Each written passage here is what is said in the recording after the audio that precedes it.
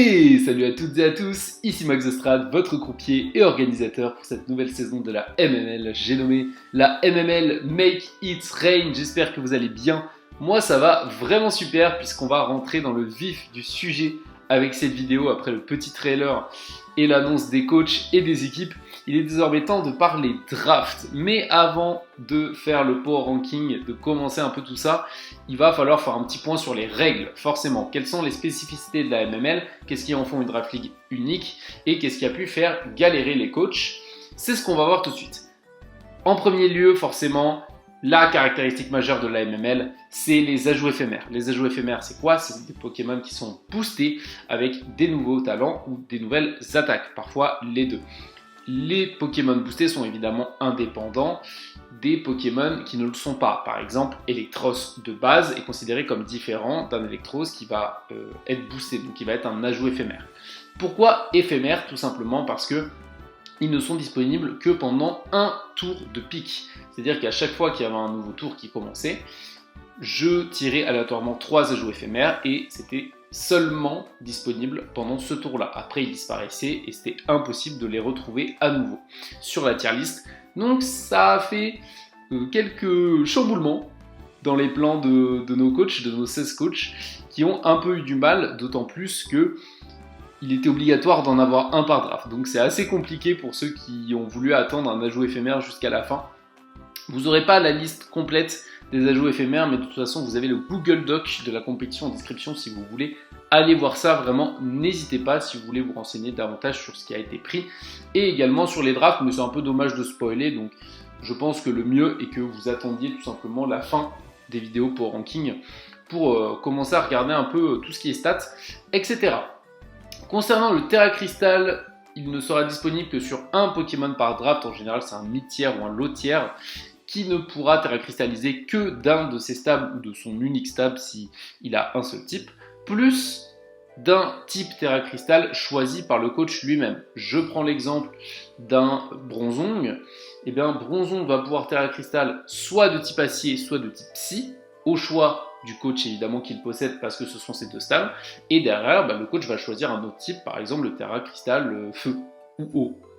Voilà, donc c'est la restriction du Terra Crystal sur la MML, on va bien voir ce que ça donne. Concernant le Z-Move et les puissances cachées, les deux sont bannis. Comme ça c'est réglé, j'ai pas envie d'avoir un trop plein de mécaniques, je trouve que concernant le gameplay ça n'aide pas réellement. Maintenant qu'on a fait le point, je pense qu'il est temps d'attaquer le vif du sujet avec les Power Rankings. Le Power Ranking c'est quoi? C'est un classement de la pire à la meilleure draft, à mon sens. Évidemment, c'est un avis subjectif, mais que je vais essayer de baser sur des critères, objectifs. Donc, quels sont ces critères? En premier, on va parler d'un corps de maximum 3 Pokémon, qui en général est le centre, le pivot de la draft. Une fois qu'on va parler de ce corps, on va évoquer l'aspect défensif de la draft, l'aspect offensif. Qu'est-ce que ça gère bien? Qu'est-ce que ça gère mal? Et ensuite, on va parler cohérence, parce que moi, c'est ce qui va me permettre de mettre certaines drafts au-dessus d'autres, parfois, parce que ça risque d'être serré, les délibérations risquent d'être un peu compliquées. Mais je vais avant tout jauger la cohérence, c'est-à-dire, est-ce que c'est bien d'avoir ce poké avec un tel? Est-ce qu'il y a un game plan précis en tête? Est-ce que c'est cohérent? Est-ce que ça marche sur le papier? Voilà. Et évidemment, on fera un petit bilan sur l'ajout éphémère qu'a choisi la personne pour savoir s'il est bien, ce qu'il va pouvoir potentiellement faire. Ça va servir un peu de théorie, voilà, de théorie craft autour de ces pokés. Vu que les règles sont maintenant en place, je vous laisse avec la vidéo officielle, on va dire, du Power Ranking. Il y aura 3 drafts qui seront analysés par vidéo, une par jour. C'était Max Ostrad et je vous laisse avec la vidéo. Et pour commencer, la 16e et dernière place de ce Power Ranking a été attribuée au Belgigolta, coaché par Kenny. Navré pour toi Kenny, ce sera la prochaine fois. En tout cas, on va aborder cette draft qui se compose de Mega Charizardix, de Tinglu, de Manafi, de Crobat, de Moshol, de Eelektross, de Bronzong, de Sableye, de Goodra, de Sceptile et enfin de Aromatis. Le Terra Crystal User est Moshol qui peut Terra Crystalliser de type normal et Fight. Et l'ajout éphémère, c'est Goodra avec Poison Hill et Toxic Spike. Voilà. Donc concernant cette draft, c'est déjà difficile de trouver un corps. Donc premier point négatif, c'est un peu compliqué de trouver un corps de 2-3 pokés qui fait vraiment le taf. J'ai décidé de sélectionner quand même Charizardix, Tinglu et Crobat en corps principal, puisqu'à mon sens, alors Manaphy n'en fait pas partie, alors que Crobat quand même libère beaucoup d'espace, notamment par exemple si tu veux switcher style sur les stats de Crobat, il peut U-turn pour Zardix, il comble très très bien les faiblesses de Tinglu, il apporte du defog, un gros boost de speed également à la draft. Tinglu lui c'est clairement l'assurance pour Zardix, dès que Zardix va être menacé par un gros stabroche ou une bonne attaque dragon, Tinglu peut quand même vraiment très très bien absorber les coups. Et c'est très sympa aussi pour checker tous les scarfs qui voudraient essayer de revenge kill Zardix. Et évidemment, comment ne pas parler de Zardix, la puissance offensive est juste monstrueuse. Et ça combine pas trop mal, ma foi, avec Tinglu. Un peu moins avec Crobat. L'inconvénient de ce corps, c'est que forcément, Crobat, t'as beaucoup plus envie de le jouer avec les bots. On va voir si le reste de la draft compense ça. En tout cas, c'est pas le corps auquel on pense tout de suite quand on pense à Zardix. J'ai envie de dire pourquoi pas, mais je suis quand même malgré tout pas très convaincu. C'est pas un corps qui est foncièrement polyvalent, même si Zardix peut se jouer SP. Tinglu, c'est quand même assez moyen, sauf si tu sors un gros choice band et encore. Crobat, ça a quand même beaucoup plus de polyvalence, mais c'est vrai que ces deux comparses, c'est pas vraiment ça, pour le coup, concernant la polyvalence. Maintenant, parlons un peu offensif. Est-ce que cette draft, elle agresse ? Déjà, il y a un des meilleurs pokés offensifs du jeu, donc ça commence pas trop mal. On a Zardix, on a Manaphy qui est une source de terreur pour les adversaires, pour les oppos. A noter que son move signature qu'il vient de récupérer avec le DLC est banni. Donc il aura accès que à Plénitude, Acide Armure ou Lumiqueux pour se placer. Quel dommage vraiment.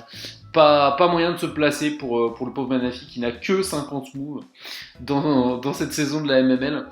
Mais donc clairement Manaphy très intéressant avec les bons sets, tout simplement T-Glow plus 3 attaques, ça fait vraiment très peur. Crobat aussi qui peut avoir des sets Choice Band, qui peut avoir des sets Nasty Plots. Encore une fois un peu dommage que les bots l'empêchent un peu de faire ce qu'ils veulent. Enfin ce qu'il veut. Après, est-ce qu'il sera obligé de jouer avec les bots ? On verra ça un peu plus tard. Derrière on a quand même ce petit Moshold, moi que j'aime bien dans cette draft. C'est le Terra, donc Terra normal, Moshold avec son attaque signature qui peut taper 10 fois, ça peut faire vraiment très peur. Le Terra Crystal Fight qui permet de balancer des bons Terra Blast sur les Pokémon acier, donc ça c'est super intéressant, même les types roches aussi. Donc c'est vraiment cool et surtout vu que le Poké avec son Terra va énormément attirer les types roches et les types acier, on a un free U-turn pour Zardix ou Tinglu ou Manaphy en fonction de la situation. Ça j'aime vraiment beaucoup, ça va permettre un peu à Zardix d'avoir des free shots, à Tinglu d'avoir des free stack hazard, et ça va faire du bien et pour l'un et pour l'autre. Seul petit bémol, est-ce que Moshold va être amené à toutes les games ? Ça c'est une grosse interrogation que j'ai, la réponse est probablement non, parce que Moshold c'est quand même pas énormément de bulk, c'est très sensible aux priorités, donc attention, mine de rien, parce que la principale combinaison offensive de cette draft, à mon sens, elle se base sur un Pokémon qui va pas être toujours là et un Pokémon qui prend x4 sur les rocs quand même. Derrière, on a des Pokés qui peuvent un peu taper, on a du Goodra, on a du Electros qui peut un peu taper avec ses coverage de façon intéressante, on a un petit Sceptile aussi, pourquoi pas, mais comme vous le voyez, ça reste très léger. Moi, je trouve que le corps offensif, quand même, il manque un peu de polyvalence. Manaphy et Zardix, c'est du déjà vu, on sait ce que ça va faire. Crobat, globalement, on va se méfier du set Nasty Plots. Et pour le coup, Moshold, il n'y a pas plus prévisible comme Poké. Donc, un peu déçu de ce corps offensif, je pense que ça manque de polyvalence. D'autant plus que là, tu prends ne serait-ce que T-Wave et la draft est annulée. Alors, littéralement, Zardix ne peut plus sweep. Manaphy va avoir des difficultés s'il n'a pas le set hydratation. Et Crobat perd tout son intérêt s'il n'a plus la speed. Donc là, pour le coup, on est sur quelque chose de pas très solide. Défensivement maintenant, on a déjà des choses un peu plus intéressantes. On a Tinglu, déjà juste le Poké est infernal à lui tout seul. Combiné à Crobat, ça gère la faiblesse fée, ça gère la faiblesse combat, ça gère la faiblesse grâce, donc c'est super intéressant. Et Bronzong, c'est vrai, apporte son petit plus, ça apporte sa petite immunité Sol avec Electros qui donc double Levitate, c'est quand même intéressant. Au niveau de la pose de Hazard, c'est bien, parce qu'il y a Goodra qui a les Pitoxiques, Tinglu et Bronzong ont les PDR, Tinglu a aussi les Spikes, donc voilà, il y a des choses intéressantes. Au niveau des types, c'est également pour ça que j'ai mis ma petite punchline, vous allez voir, il y en a une par draft. Il te manque un type roche, Kenny, parce que malgré toutes ces petites bonnes choses par-ci par-là, on sent qu'il n'y a pas vraiment d'harmonie en fait dans ce corps défensif. On a un peu l'impression qu'il y a presque tous les types, du coup il n'y a pas le type roche, qui ont été posés par-ci par-là. Le Sableye, on ne sait pas trop ce qu'il vient faire là, parce que du coup il apporte pas offensivement, et défensivement, le type Ghost il apporte rien, et le type Dark il est déjà présent avec Tinglu. Donc pourquoi Stenefix? Le Sceptile, il apporte pas grand chose. On a quand même un petit corps Aromatisse, Tinglu, Bronzong qui marche bien, mais très sensible au setup quand même. Parce que là, par exemple, je sais pas, tu prends Simiabras, tu lui fais placer une SD, qu'est-ce qui va gérer ça dans l'équipe? Voilà, il n'y a pas grand chose.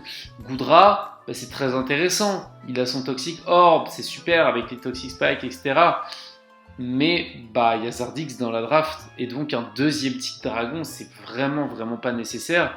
D'autant plus que en fait, le trio Tinglu, Bronzong, Aromatisse se suffit à lui-même. Electros peut venir apporter un peu du check-in un peu plus spécifique, on va dire, c'est-à-dire, je sais pas, Megamanek est là, c'est super sympa d'avoir un petit Electros, ou des choses comme ça. Mais ouais, je trouve ça un peu compliqué, et est-ce que t'as vraiment envie de Toxic la draft, où il y a Bronzong, où il y a Crobat, et où il y a Aromatisse qui a belle? Je sais pas. Du coup, c'est vrai que le Poison Heal, c'est pas le plus intéressant. Pour le coup, je trouve le corps défensif, c'est aussi un peu compliqué. Maintenant, on va parler cohérence, parce que ça, c'est important. En termes de cohérence, qu'est-ce qu'on a? Pas grand-chose, et c'est pour ça que cette draft S-Class dernière, la plus grosse incohérence de cette draft, c'est les Hazards.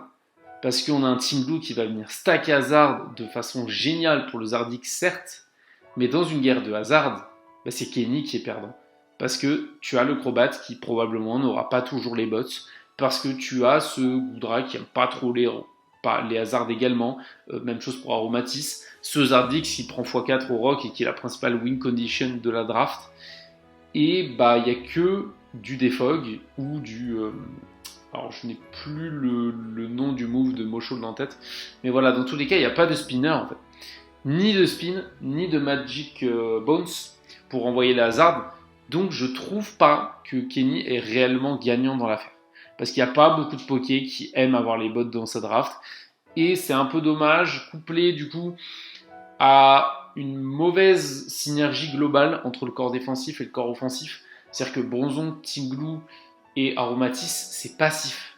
C'est quand même très passif. Alors il y a des petites techs qui existent, mais ça reste passif. Ça n'a pas de momentum, donc ça veut dire que pour pivoter du corps def au corps offensif, t'as rien. T'as littéralement rien. Et le corps offensif, c'est des Pokémon qui soit ont une win condition qui nécessite beaucoup de HP comme Charizard qui doit se placer, ou Manafi, soit c'est des Pokémon qui sont globalement fragiles comme potentiellement Crobat ou Moshol. Donc c'est vrai que c'est dommage de ne pas avoir une meilleure synergie entre l'offensif et le défensif. La couverture de type, malheureusement, elle n'est pas au top. En termes de speed tier, ça va encore, c'est assez, y a un peu de tout. Il y a du Crobat qui est très rapide, il y a du Manafi à 100, Zardix est également à 100, Tinglu c'est très lent, mais du coup ça compense par son bulk, le Goodra est à 95, Sceptile aussi dépasse les 100, Moshol, un peu dommage de ne pas avoir de 80 quand même. Parce que là, on a tous les Pokémon qui sont à 80, 85 de speed tier, qui peuvent être joués rigides et qui peuvent être joués de modeste. Donc ça c'est un peu dommage pour cette draft, que je classerais comme une sorte de balance. C'est un peu difficile. En fait, voilà, tu ne comprends pas trop le draft plan de Kenny, tu sais pas trop ce qu'il veut faire, quand il va vouloir le faire, c'est quoi ses win conditions, c'est pas très clair. Est-ce qu'il y a beaucoup de win conditions? Il n'y en a pas non plus beaucoup, en fait, et c'est un vrai problème. Pourtant, du momentum, il y en a. Il y a Electros, il y a Manafi, il y a Crobat, il y a Moshol, mais tu as du mal à imaginer un game plan même avec tout ça en fait. Et c'est ce qui fait que cette draft est classée actuellement 16e. La cohérence de Goodra, elle est également discutable comme ajout éphémère. À voir s'il fera des échanges plus tard, mais en tout cas, moi, cette draft, elle m'a pas convaincu. À la 15e place de ce Power Ranking, on retrouve les No Homo Basno, coachés par Butterchoke, qui a une draft composée de Great Tusk, Slowking Galar, Zapdos, Viridium, Glastrier, Diancie Mega, Shiftry, Sinistcha, qui est récemment arrivé avec le DLC, Braviary, Flareon et enfin Feraligatr. Le Glastrier et le Terra User avec le Terra Glace et le Terra Feu. Et l'ajout éphémère est Viridium qui a eu accès à Guts, donc cran, pour se booster dès qu'il a un statut. Donc c'est quand même un Viridium assez intéressant en break. Pourquoi la 15e position? C'est ce qu'on va voir tout de suite.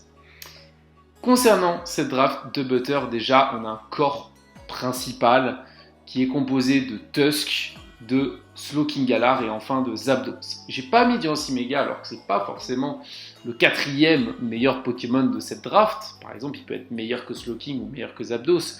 Mais ce que j'ai voulu mettre en avant, c'est vraiment la complémentarité de ces 3 premiers Pokémon dans le game plan de Butter. Parce que vous allez voir que la draft de Butter, elle est en fait en demi-teinte. Il y a une teinte qui est très intéressante, très cohérente, et l'autre qui est complètement catastrophique. Donc sur ces notamment 6 premiers Pokémon, on a des choses vraiment très intéressantes. On a le combo Tusk, Slowking Galar qui marche super bien. Le Spitier de Tusk, ça lui permet quand même de faire des trucs intéressants. Surtout un très très bon breaker parce que ne vous y trompez pas, c'est vraiment un breaker dans cette draft. Slowking Galar lui permet avec mes jeux de mots d'arriver en fait de façon complètement gratuite. Et ça c'est excellent. Pour le coup, parce que ça peut permettre de break, sachant que Slowking Galar, il aime pas trop les types style, il aime pas trop non plus les types sol, et c'est des types qui vont globalement bien être gérés par Tusk, qui va pouvoir justement spammer un peu comme il veut. En plus de ça, le type Dark, autant dire qu'il en a rien à battre, le Tusk, il va poser ses rocks, il va spin, il va faire son taf, il va break, pendant que Slowking Galar va prendre les coups pour lui avec son Régéforce. Donc vraiment, très très bon duo, très complémentaire. Attention, Slowking Galar, c'est un des meilleurs Pokémon de ce début de génération. Et on a Zapdos qui est là pour rendre le taf juste infect aux oppos avec son statique. Donc autant dire que t'as plus envie de taper coff sur Slowking Galar parce que tu te dis, bon vas-y c'est free, même si Tusk qui vient, il se fait coff, sauf que là il y a Zapdos, donc c'est compliqué. Zapdos va taper l'âme de roc quand il y a Tusk qui peut venir complètement gratuitement. Donc c'est un peu un casse-tête. Malgré tout, il y a évidemment une belle faiblesse glace. Évidemment que j'ai remarqué. Au niveau des PDR, il y a un spinner, il y a un defog, il y a un peu de setup avec le bulk up également de Tusk. C'est des Pokémon qui peuvent être un peu plus polyvalents que ce qu'on a vu chez Kenny, mais c'est quand même non plus pas, c'est pas incroyable en termes de polyvalence et surtout ça a du mal en termes de speed tier. Et on va reparler du speed tier de cette draft parce que c'est quelque chose d'assez compliqué. Donc c'est à peu près tout concernant ce corps. C'est un corps qui globalement est bon, qui est cohérent. Ça va bien offensivement, c'est très très bon défensivement. Et il y a de l'utilitaire. Donc ça pour le coup, c'est un corps qui est réussi. Maintenant, en termes d'offensif brut, on est sur quelque chose quand même d'assez intimidant. Parce qu'on a Tusk, comme je l'ai dit, Slowking Galar, ça a quand même du move pool, du coverage. Même chose pour Zapdos qui peut être joué de façon très intéressante sur les sets offensifs, ça peut faire très très mal.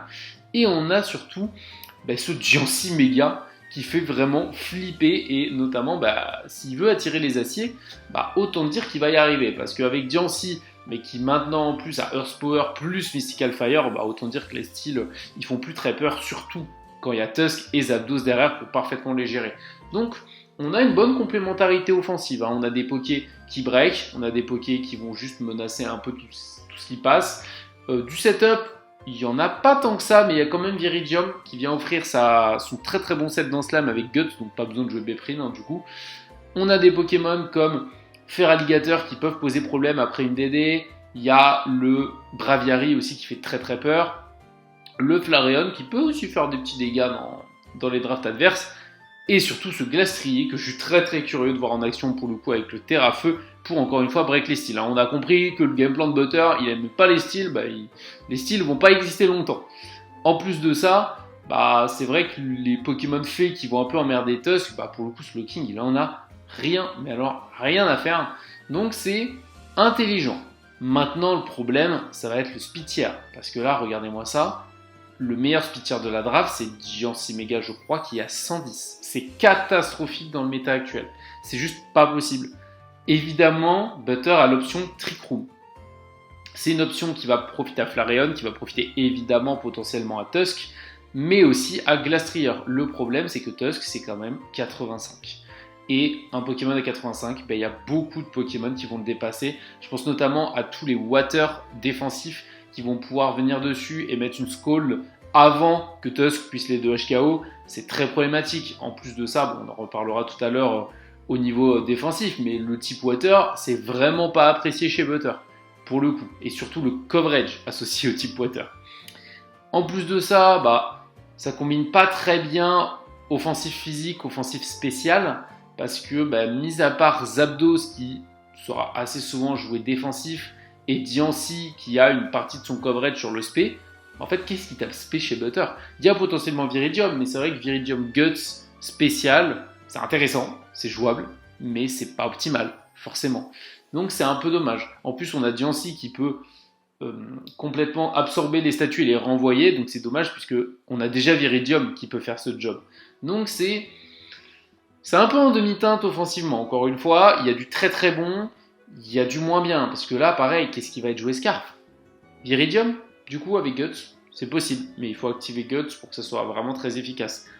Tusk, bon, Scarf, c'est un peu dommage. C'est jouable, il y a également le booster énergie. D'ailleurs, je précise que la Sun et l'électrique terrain sont complètement proscrits avec les Pokémon qui ont Quark Drive et Protosynthesis. C'est-à-dire que le seul moyen d'utiliser leur talent, c'est d'utiliser le booster énergie, ou alors que l'Oppo lui-même utilise la Sun ou le champ électrifié, mais seulement si lui-même, du coup, c'est pas banni pour l'Oppo si lui n'a aucun utilisateur de Quark Drive ou Protosynthèse.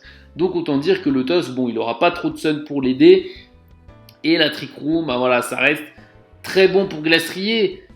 Mais est-ce que tu as envie de jouer Trick Room quand tu auras Viridium et quand tu auras Diancie? C'est compliqué, moi je pense pas. Donc c'est une draft qui a un split juste catastrophique et offensivement je trouve que ça colle pas, surtout qu'on a trop de Pokémon qui tapent sur le même plan, sur le même aspect.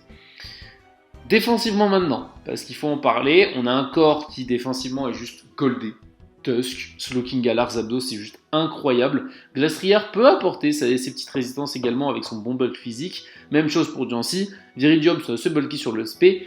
Mais globalement, on parle de bulk et pas de corps défensif en fait dans cette draft. Mis à part Slowking, Galar, Zapdos, Tusk, t'as envie de le jouer assez agressif avec cette draft. Donc, c'est plus du bulk. Et surtout, en termes de complémentarité de type, là, c'est absolument atroce. Parce qu'il y a 3 grâces. Alors, c'est pas du fait de Butter. Parce que Butter, c'est un peu viandé sur son ajout éphémère. Ce qui fait que, à la fin, il n'en avait pas. Donc, ça a dû lui être tiré aléatoirement. Il y a un ajout qui lui a été imposé. Donc, ce Viridium, c'était pas son choix. Dans tous les cas, il se retrouve avec 3 types grâces. Donc, déjà, c'est catastrophique. D'autant plus que c'est pas les types grâce les plus bulky du coin, clairement. Sinistcha, Shiftry, Viridium, c'est clairement pas OP. Derrière, on a un Glastrier, un Zapdos, un Guerriègle, un Flareon qui n'aime pas les rocs. Donc c'est pas très agréable, d'autant plus que c'est vrai que j'en ai pas parlé, mais il a que Diancie et Tusk. Bon, c'est des bons poseurs, c'est des bons poseurs de hasard, mais ça reste assez léger. Ah non, il y a Slowking, je crois qu'il y a les T-Spike. Bon, du coup, ça va. Non, en vrai, ça va niveau hasard. Il peut les poser. Est-ce qu'il peut les enlever? Il a quand même 2 très bons utilisateurs de Hazard Remove avec Defog, Zapdos et Spinner Tusk. Mais le problème, c'est vraiment cette complémentarité de type. Il y a trop de choses qui explosent cette draft. Par exemple, les Water qui ont le coverage Ice, c'est le cas d'absolument tous les Water dans le jeu, il n'y a pas de switch en fait. C'est le switch-in, c'est Slowking, Galar, Spedef. Voilà. Alors, c'est très efficace évidemment, mais est-ce que Slowking va pouvoir gérer à chaque fois? Je suis pas sûr. En plus de ça, est-ce que Slowking peut gérer les offensive Water qui tapent physique? Je suis pas sûr non plus. Donc, c'est problématique cette draft parce que défensivement, ça va être un peu le calvaire. La guerre des hazards, clairement, sauf si Diancie fait un miracle, évidemment, elle la perd. Même si tu as du Tusk pour spin, etc., les rocks, ils font trop mal. C'est-à-dire que tant que Tusk ne vient pas spin, ou que, en fait, si Zapdos n'a pas les bots, ça devient très très vite compliqué pour cette draft. Le type, qu'est-ce qui peut faire mal aussi? Le type fée. Le type fée fait un carnage. Si Slowking n'est pas là, le type fée démolit la draft. Il n'y a aucune résistance. Clarion, j'en ai rien à foutre, c'est pas une résistance. C'est un type feu, mais c'est pas une résistance fée. Non, c'est très très problématique là pour le coup, parce que dès que Slowking meurt, la draft implose défensivement. C'est vraiment très très compliqué. Le type C aussi. Même avec Slowking, le type C refait le bout de la draft de Butter. Enfin, il y a trop de faiblesses. Face à tout le momentum aussi, ça peut être compliqué. Alors heureusement, U-Turn, il y a vraiment des solutions. Volt Switch, ça peut être un peu plus compliqué quand même. Mais à voir, parce qu'il n'y a pas les PC Ice sur les types Elec pour Tusk. Donc ça peut aller quand même. Mais voilà, globalement, le problème, c'est surtout ces trois types plantes, ce double type Fight qui est très problématique. Le type Feu et le type Eau, c'est des Pokémon offensifs qui les représentent. Donc c'est pas fou. C'est là que Glastrier pose la vraie question. C'est ok, Glastrier est hyper intéressant offensivement. Maintenant, est-ce qu'avoir un type Ice aussi cher défensivement, ça coûte pas justement trop cher à Butter? Ça, c'est la grosse question que j'ai envie de poser avec cette draft. Concernant maintenant la cohérence, je l'ai dit, il y a des choses intéressantes. Il y a le Roi Gada, il y a du momentum. Il y a le Zapdos qui vient le poser, il y a le Roi Gada. Mais c'est tout. En fait, il n'y a pas beaucoup de momentum qui permet de ramener des trucs efficacement. Malgré tout, on a quand même des combos. Et c'est ça que j'aime bien avec cette draft, c'est que c'est une draft qui marche sur plusieurs aspects. On a déjà le combo Trick Room, j'en ai déjà parlé. Trick Room en plus combiné à nez jeu de mots, parce que Glastrier peut avoir clairement son Terra Glace pour faire d'énormes dégâts, couplé au boost de défense offert par la Snow, couplé au boost de vitesse offert par la TR. Et ça, c'est vraiment pas déconnant. Donc ça, pour le coup, très très bon combo.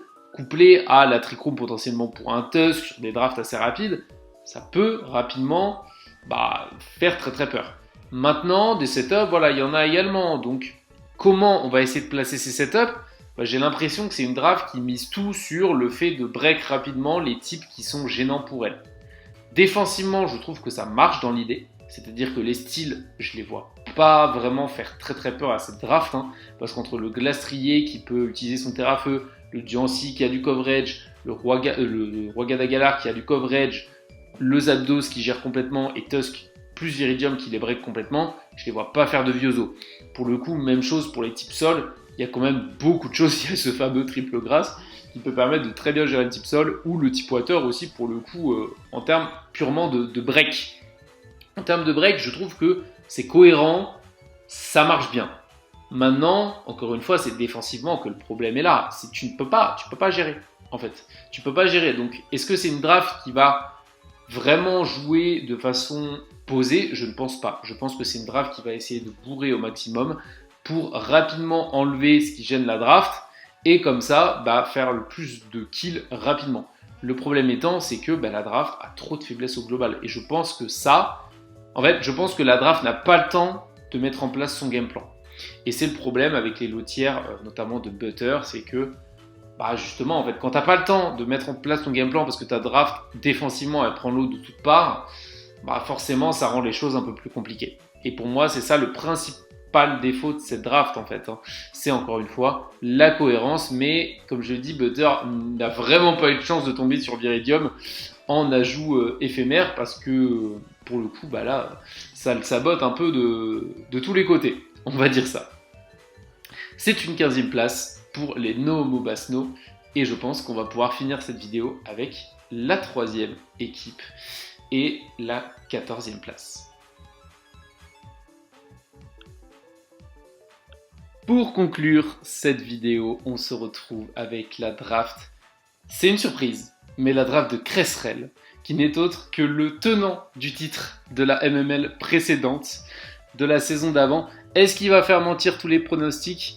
C'est ce qu'on verra, mais en tout cas, il va falloir parler de cette draft qui se compose de Bundle, de Victini, de Iron Threads, de Slither Wing, de Alomomola, de Woodchin, de Murkrow, de Enamorus forme Therian, de Runerigus, de Scolipede et enfin de Lurantis. Woodchin a le Terra plante et le Terra poison et l'ajout éphémère de cette draft n'est d'autre que Enamorus Therian qui a accès à Marvel Scale, donc il va booster sa défense quand il va subir un statut, ainsi que Oblivion Wing. Donc très intéressant, c'est un stab qui lui rend l'intégralité de ce qu'il va infliger comme dégâts à l'adversaire.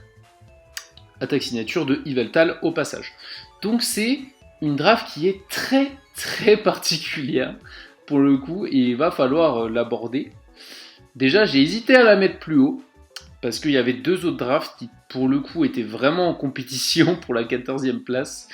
Deux autres drafts dont on va parler juste un peu plus haut dans la prochaine vidéo, mais j'ai finalement sélectionné celle de Cress et vous allez rapidement comprendre pourquoi. Déjà, concernant le corps principal de cette draft, c'est quasiment impossible de trouver un corps en fait. Il n'y a pas de corps globalement dans cette draft.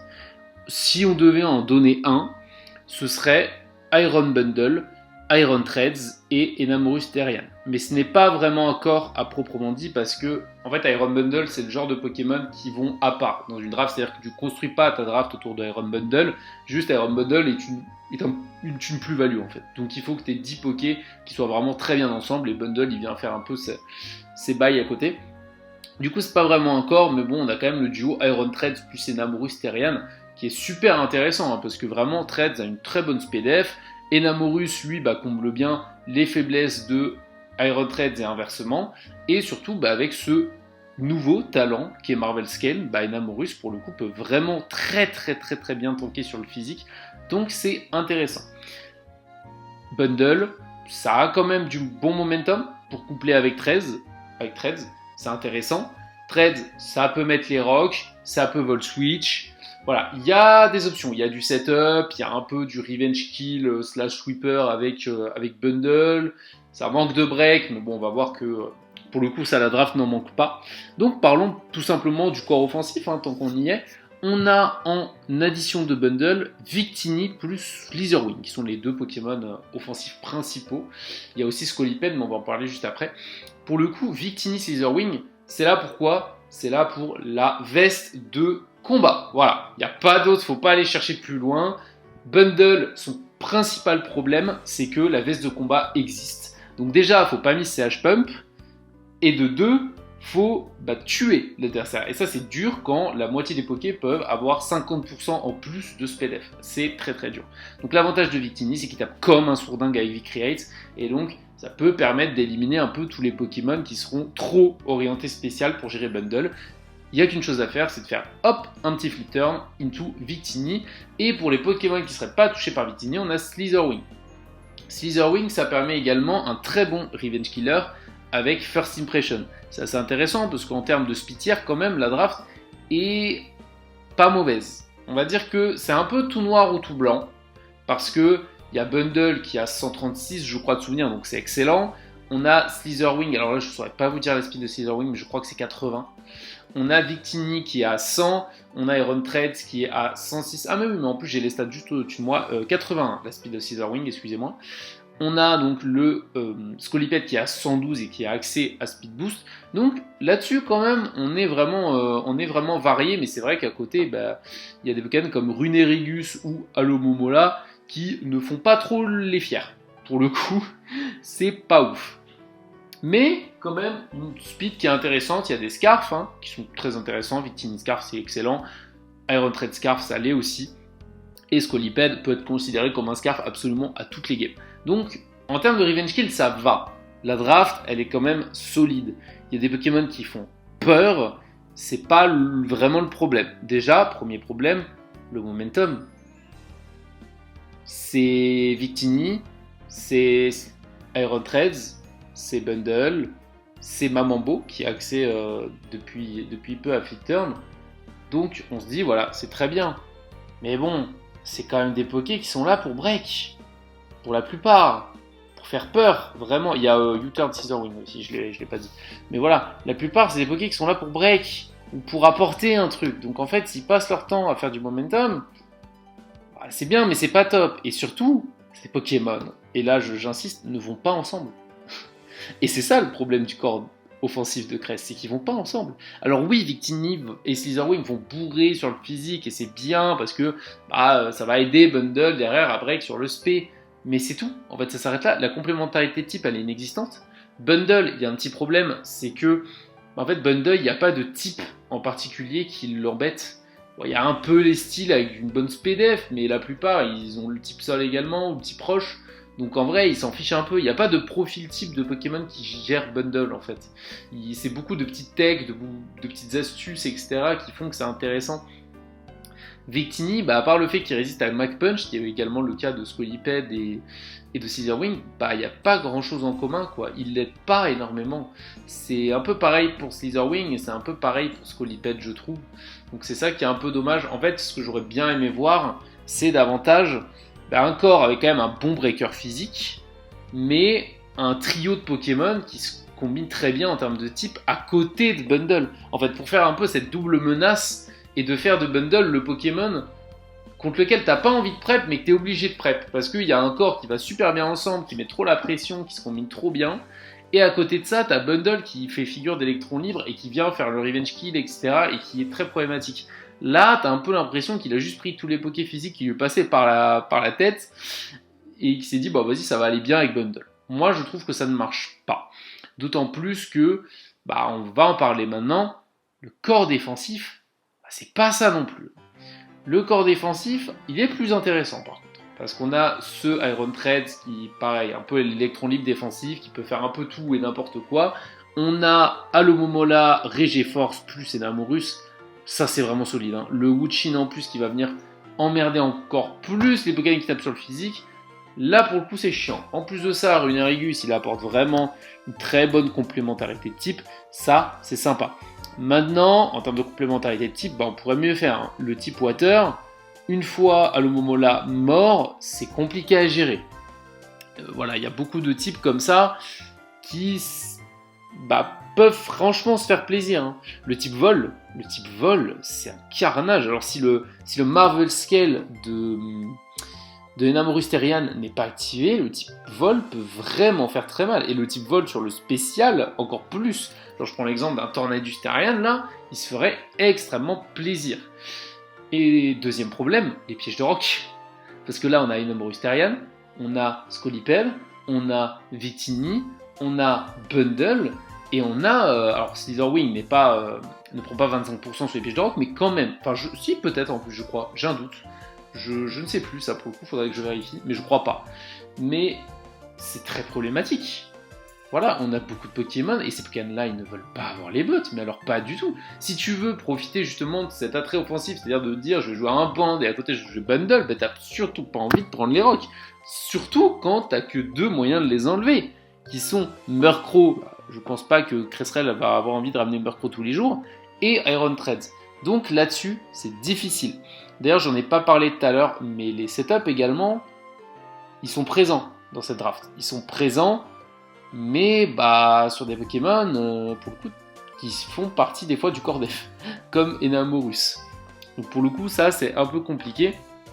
On ne parle pas, évidemment, du manque cruel de polyvalence des Pokémon. Des Pokémon comme Scissorwing, comme Scolipede, comme Runerigus, comme Murkrow, comme Wuchin, comme Alomomola, c'est prévisible. Même Bundle, c'est prévisible. Lurantis également. Donc c'est un peu dommage là-dessus. Défensivement, voilà. Cress, je pense qu'il va pouvoir s'en sortir. Défensivement, c'est ce qui fait que sa draft est quand même au-dessus des deux précédents. Je pense qu'Alomomola, Enamorus, plus un Runerigus ou plus un petit Iron Treads, couplé à un petit bulk par-ci par-là de Victini, etc. Je pense que ça peut tenir la route le temps d'une game. Ça va. Le problème, c'est que il risque de tomber sur des Pokémon qui l'atomisent en fait.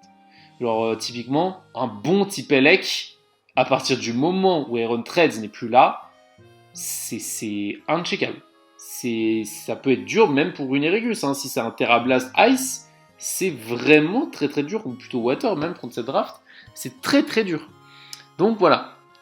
Défensivement, entre les rocks, les pokés à setup, parce que ton corps défensif est extrêmement lent, et toutes les priorités, parce que Sucker Punch, Mach Punch, tout ça, ça peut être chiant également. C'est encore pas trop mal, mais ça tient pas la route, d'autant plus que, maintenant on va parler un peu cohérence, mais le corps def est très passif par rapport au corps offensif, quoi. En fait, t'as un corps offensif qui est tellement fragile sur le papier que tu te dis que c'est une draft qui va avoir aucun temps mort, et à côté de ça, il y a Alomomola, Enamorus Therian qui fait globalement du setup lent dans les sets Marvel Scale, Runerigus qui va plutôt essayer de poser ses hasards. C'est douteux, je trouve.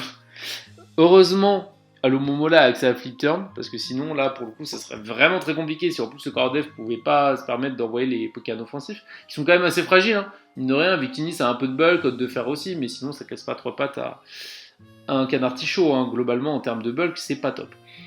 Donc, voilà pour cette draft de Cress. Je trouve, par contre, pour finir un peu avec cette analyse, le Enamorus Terrian plutôt bien choisi. Moi, je trouve que ça combine bien, notamment avec la faiblesse combat et du coup la faiblesse à coff, hein, qui est un coverage très répandu chez les types combat. Heureusement que ce Enamorus Terrian est là quand même. Alors, je pense qu'il va souvent être là avec les bots, mais heureusement qu'il est là. Parce que il y a aussi un point que j'ai pas abordé quand même pour conclure cette analyse, c'est le toxique. Parce que toxique sur cette draft, bah, certes, tu actives le Marvel Scale, mais en fait, bah, le Enamorus peut pas rester éternellement sur le terrain. En fait, du moment, Enamorus, c'est un ajout éphémère très particulier, dans le sens où il peut être très facile à gérer, mais ça peut être une purge. Parce que il y a cette condition, en fait, c'est tant que Oblivion Wing n'est pas gratuit sur ta draft, ça va. Mais par exemple, quelqu'un qui va vouloir faire toxique. Sur le papier, toxique, c'est très facile de gérer Enamorus, parce que bah, ok, il va avoir plus de bulk, mais de toute façon, il va prendre des dégâts résiduels, il peut pas faire de setup lent, donc c'est compliqué pour lui. Par contre, bah, si Oblivion Wing est gratuit sur la draft, là, ça va se compliquer, parce qu'il va pouvoir se régénérer assez facilement à chaque fois, tout en pouvant taper. Donc c'est une question à se poser, comment gérer ce Enamorus Terrian, mais je pense que la question clé pour affronter cette draft, c'est comment faire pour briser le corps. Voilà, parce que c'est ça qui rend cette draft quand même un peu chiante et qui fait qu'elle n'est pas dernière, c'est que il y a un corps dev qui est relou, voilà, qui s'adapte bien et qui a un peu de momentum. Et qui va bien en fait avec le reste, hein, parce qu'il y a aussi une immunité sol pour Victini, une immunité sol pour Threads, une très bonne rési combat en plus de Scissorwing qui peut aussi hard sur des potentiels Mach Punch ou close combat. Donc voilà, il y a des choses intéressantes, mais je pense qu'il n'y a pas assez. Il n'y a pas assez de structure défensive, les Pokémon offensifs ne vont pas bien entre eux, même si la puissance offensive est là, c'est une draft qui va pouvoir performer, mais à mon sens, elle n'est pas assez équilibrée pour vraiment tenir la route par rapport au draft qu'on va avoir ensuite. Voilà concernant cette première vidéo pour ranking plus récap des règles. Alors elle aura peut-être été un peu plus longue que prévu, je suis désolé, hein. Évidemment les autres, il n'y aura pas le récap des règles, donc normalement ce sera un peu plus fluide et j'essaierai également d'aller un peu plus vite sur les explications de draft. Là vous voyez que c'est des fois un peu brouillon, mais bon, c'est normal. De toute façon l'essentiel c'est que les coachs comprennent mon avis et puissent avoir un petit retour sur la draft. En tout cas si ça vous a plu, n'hésitez pas à commenter, à liker et puis on se retrouve demain pour la prochaine vidéo des Power Ranking. C'était Max The Strat, ciao.